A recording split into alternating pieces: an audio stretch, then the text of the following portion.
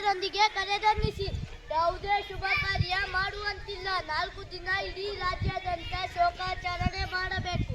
ಅಯ್ಯೋ, ಗಂಧರ್ವ ಸೇನಾ ತೀರಿಕೊಂಡರಂತೆ, ಗಂಧರ್ವ ಸೇನಾ ತೀರಿಕೊಂಡರಂತೆ.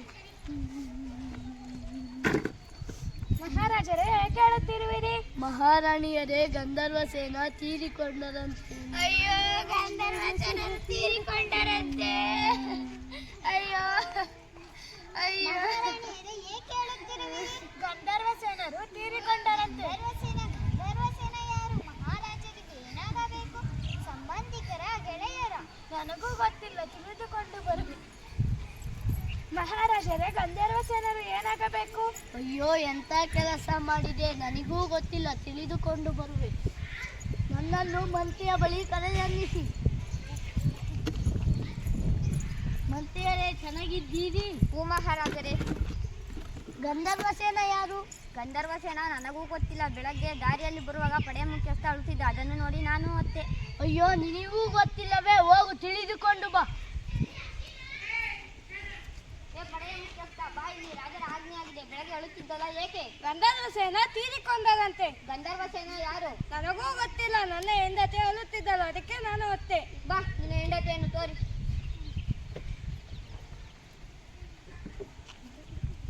ಬೆಳಿಗ್ಗೆ ಅಳುತ್ತಿದ್ದಲ್ಲ, ಏಕೆ? ಗಂಧರ್ವ ಸೇನರು ತೀರಿಕೊಂಡರಂತೆ. ಗಂಧರ್ವ ಸೇನ ಯಾರು? ಅಯ್ಯೋ, ನನಗೂ ಗಂಧರ್ವ ಸೇನರ ಪರಿಚಯವಿಲ್ಲ. ಈ ದಿನ ಕೆರೆಯ ಬಳಿ ಸ್ನಾನ ಮಾಡಲು ಹೋಗಿದ್ದೆ. ಆಗ ಮಡಿವಾಳಗಿತ್ತಿ ದುಃಖಿಸಿಕೊಂಡು ಅಳುತ್ತಿದ್ದಳು. ಅದನ್ನು ನೋಡಿ ನನಗೂ ಅಳು ಬಂತು. ಅಯ್ಯೋ, ನಿನಗೂ ಗೊತ್ತಿಲ್ಲವೇ? ಬಾ, ಮಡಿವಾಳಗಿತ್ತಿ ಮನೆ ತೋರಿಸು.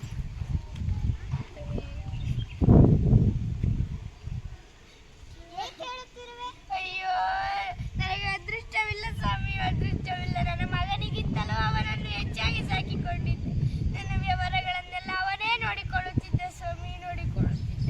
ನಿನ್ನೆ ತಾನೇ ಚೆನ್ನಾಗಿದ್ದ, ರಾತ್ರಿ ಕಣ್ಣು ಮುಚ್ಚಿಬಿಟ್ಟ ಸ್ವಾಮಿ, ಕಣ್ಣು ಮುಚ್ಚಿಬಿಟ್ಟ. ಹಾಗಾದರೆ ಗಂಧರ್ವ ಸೇನ ಯಾರು? ಅಯ್ಯೋ, ಗಂಧರ್ವ ಸೇನ ನನ್ನ ಪ್ರೀತಿಯ ಕತ್ತೆ ಸ್ವಾಮಿ, ಕತ್ತೆ. ನನ್ನ ಹೊಟ್ಟೆ ಮೇಲೆ ಕಲ್ಲಕ್ಕೆ ಹೋಗ್ಬಿಟ್ಟ ಸ್ವಾಮಿ, ಕಲ್ಲಕ್ಕೆ ಹೋಗ್ಬಿಟ್ಟ.